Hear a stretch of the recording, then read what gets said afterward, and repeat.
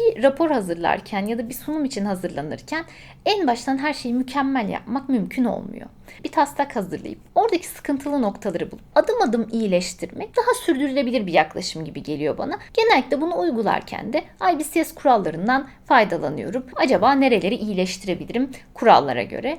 Benzer bir egzersizi birlikte yapsak belki sizin de işinize yarar. Belki siz de sunumlarınızı iyileştirmeye çalışırken bunlardan yararlanırsınız diye düşündüm. Basit bir grafiği aldım ve tek bir bakış açısı, sadece mesajı biraz daha iyi hale getirmek üzerine odaklandım. Aylara göre pazar payımızın nasıl değiştiğini gösteriyor ve başlıkta da pazar payımız düşüyor. Bunu nasıl iyileştirebiliriz?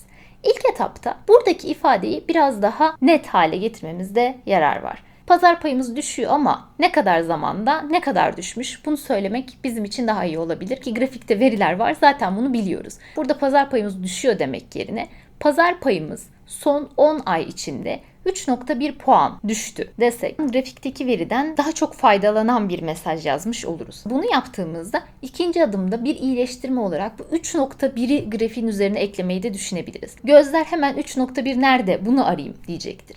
Böyle bir durumda başlangıç sütunuyla bitiş sütunu arasında 2 tane çizgi çeksek, 3.1'in ne kadar yer tuttuğunu göstersek ve bu 3.1 düşüş, pazar payının düşüşü de bizim için kötü bir şey. Bunu kırmızıyla işaretlesek, mesajı okumadan bile bizim sunumumuzu dinleyen ya da raporumuza göz gezdiren kişi sıkıntılı bir nokta olduğunu anlayacaktır. Biraz daha iyi bir eşleşme yapabiliriz böylece.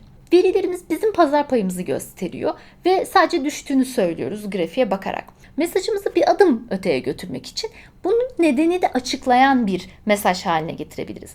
Diyelim ki verileri analiz ettik, rakiplerin pazar paylarına baktık ve şöyle bir şey keşfettik. Özellikle bir rakibin aynı dönemde pazar payı 2,5 puan kadar artmış. O bizim müşterilerimizi çalıyor pazardaki.